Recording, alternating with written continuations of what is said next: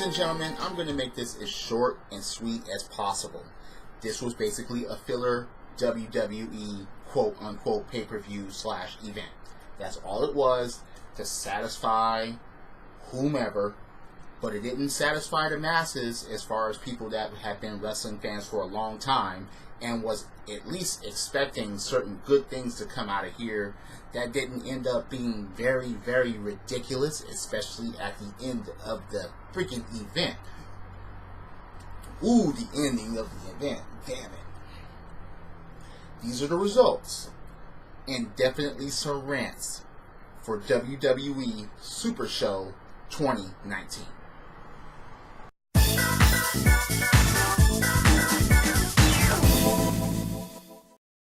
The biggest gripe about this match is that no titles were on the line. It was just the Usos versus the Revival and settling scores, or so it seemed.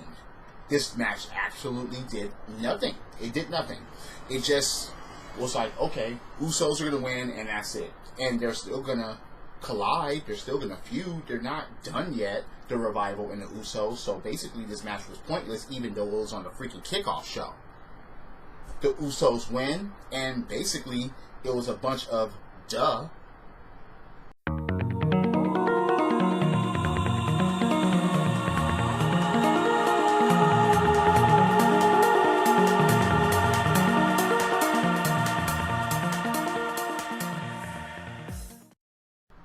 You know, I'm surprised this match took place at the beginning of the freaking night. I didn't think it was going to go on last, but I'm surprised it took place at the beginning of the night. So, Seth Rollins gets past Baron Corbin, which is another duh. I didn't think the championship was going to change hands out of the freaking country. The Universal Championship no, I didn't think that was going to happen. But then, in the days after the match, because Seth Rollins was upset. Not Seth Rollins, Baron Corbin was upset. Now, Baron Corbin was upset because he argued with a referee, and the referee actually pushed back, was like, who the hell do you think you are? I'm the referee, I'm the official, I make the calls. And then Seth Rollins got the win after that by rolling up Baron Corbin. So that's fine. But Baron Corbin is upset, gives Seth Rollins the end of days, and then you hear that guitar riff. Brock Lesnar actually comes out with briefcase, chair in hand, but Seth Rollins hit him in the ding-ding. And then basically took chair that Brock Lesnar brought in and basically destroyed Brock Lesnar and gave him the fucking foot stomp on the freaking briefcase, and Seth Rollins actually reigned supreme as far as getting away. Heyman was clumsy while getting in the fucking ring, while he tripped over the fucking ropes as he was getting in the ring. Oh my god. But Seth Rollins is still Universal Champion, and he gets away with escaping. He escaped a cash-in. But then again, I didn't think that if Brock Lesnar was going to cash in, because I even said that, alright, it's going to be Seth Rollins or Brock Lesnar leaving with the Universal Championship. I didn't think it was going to be Baron freaking Corbin. And thank goodness it wasn't Baron freaking Corbin. But at the end of the day, Seth Rollins wins. No cash in, so the beast in the bank is still out there lurking.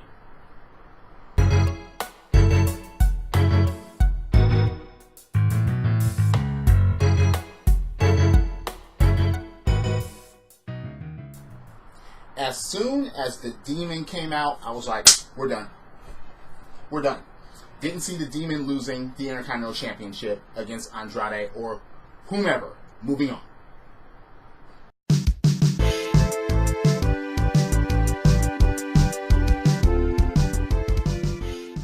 I believe I said the only way that Shane McMahon actually wins this match is that he gets some help.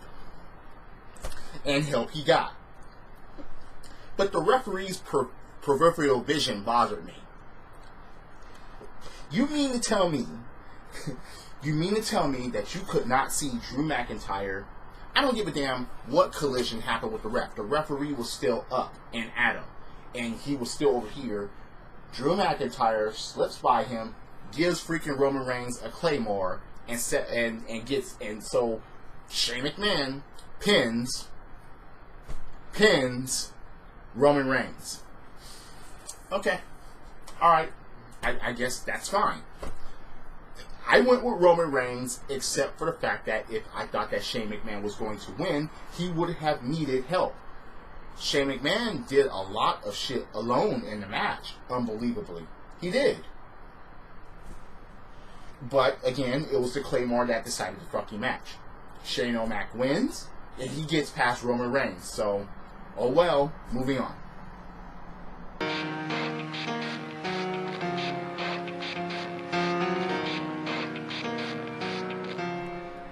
Okay, so they're going to keep this going.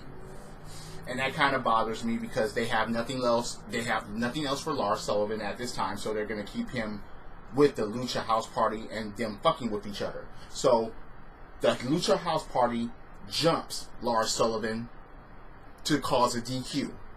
And after that, I was like, that was just a waste of time. Shit, you could have done this in 30 fucking seconds. But they actually prolonged this fucking match. I'm like, why did it go on so long if you're going to have a DQ by the Lucha House Party not obeying the rules and jumping this guy? That's the only part that didn't make any sense. They should have just ended that shit in seconds and then Lars destroy them. But they actually had to have a match and actually have Lars Sullivan look weak at certain points. And I'm just like, what the fuck was that?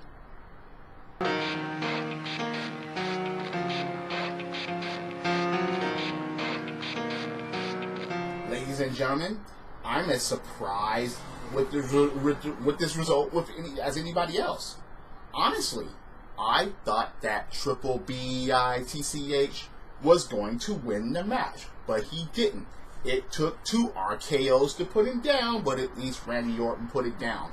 Doesn't really mean anything, though. This is just a rivalry reignited of some sorts. They're not going to face each other again, at least anytime soon. Randy Orton is not going to be catapulted to any championships, as far as I know. And it certainly didn't just settle the freaking score because it's like, yeah, this is just a past rivalry just coming back. And it was like, look, the match itself was very slow.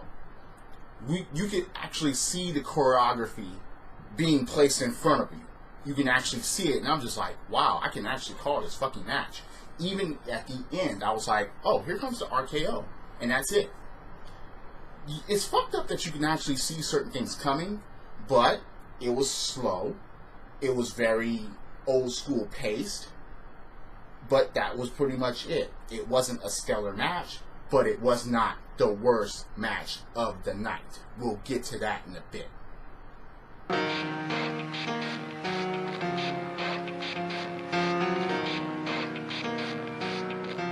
You know, I'm surprised that Bobby Lashley actually got this far as even having a match against Braun Strowman and actually putting Braun Strowman on his ass. I'm surprised that they actually booked the match that fucking way without any shenanigans that went on. But anyway, it was everything I thought it was going to be. It was basically power versus power. There wasn't any traditional, collegiate style things going on. It was just 2 strong guys, 2 big guys going at it, even though Bobby Lashley is capable of doing that. But they weren't going to book a match as far as Braun Strowman. Even though Braun Strowman showed some agility rolling out of the way and there were leapfrogs and stuff like that, but I didn't think it was going to be a textbook freaking clinic of a classic wrestling match. Not a classic by any means. But once again, it wasn't the worst match of the night. Out of anything, Braun Strowman and Bobby Lashley was not the worst match of the night. And, oh well, Braun Strowman wins. What does it mean? Absolutely nothing.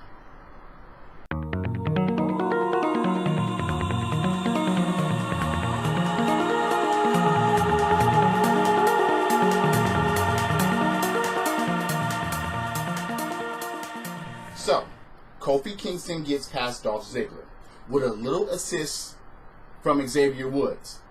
But Xavier Woods did get super kicked by Dolph Ziggler earlier in the freaking match, and he just wanted some payback. Now, I hope this doesn't put a notch in as far as saying that you see, Kofi Kingston, he needed assistance, he needed help, he couldn't do it on his own to beat Dolph Ziggler. But yeah, this is not going to settle anything. Dolph has already laid out a challenge in a steel cage match. He already wants Kofi Kingston inside a steel cage, so he won't get any help, and so on and so forth. So, okay, that's fine. But, again, I didn't think that the WWE Championship was going to change hands out of the country anyway. So, therefore, not at this event. No, this is not a WrestleMania. So, therefore, I don't give a fuck what they said as far as it being WrestleMania caliber. It was not. This event was far from that. But, therefore, you have Kofi Kingston retain the WWE Championship, and I think that is a good move. That is a smart move. That is the only outcome that would have made sense here. Kofi Kingston still WWE Champion, and I hope his reign continues a bit longer, past Dolph Ziggler.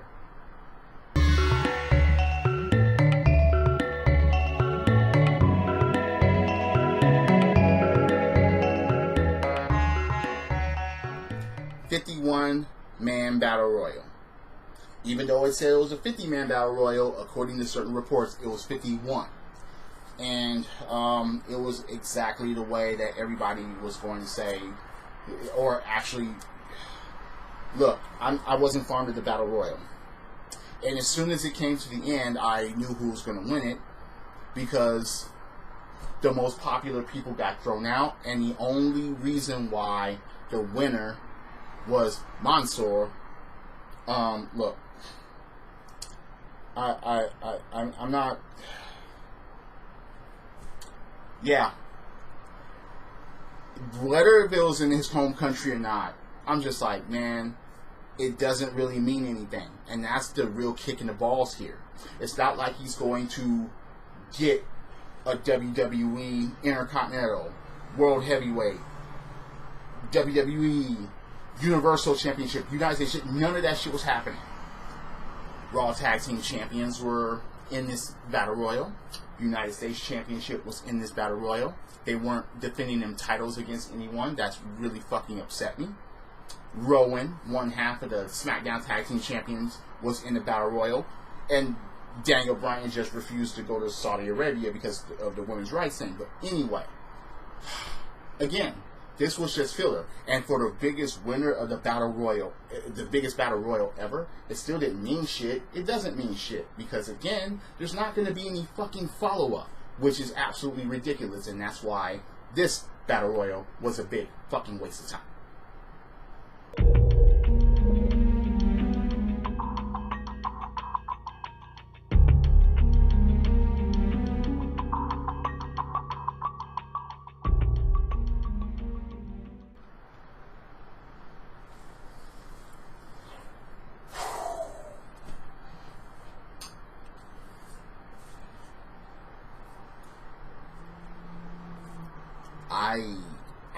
I don't know where to begin.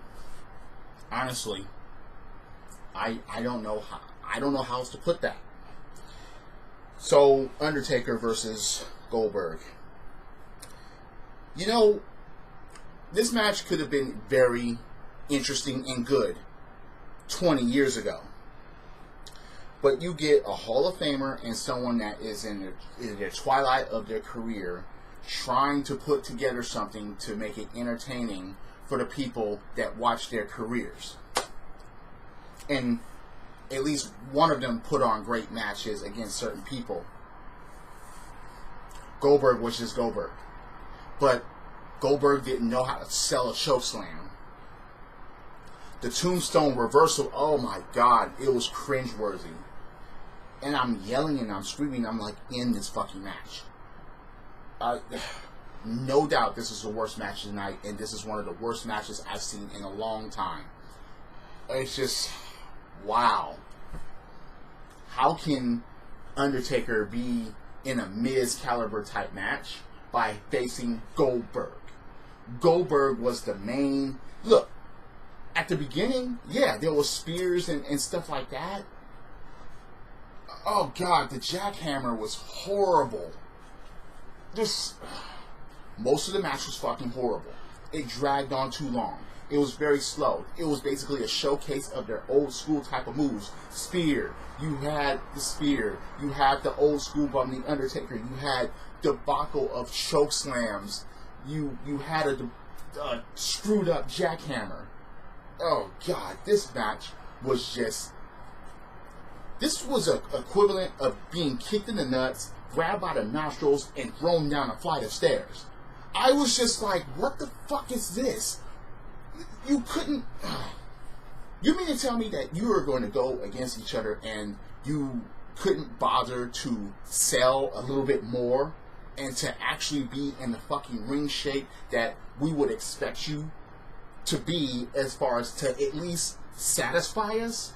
It ended by an unworthy chokeslam. Goldberg would not sell the fucking chokeslam. He was like, I'm just like, this is stiff, this is stupid, this is, look.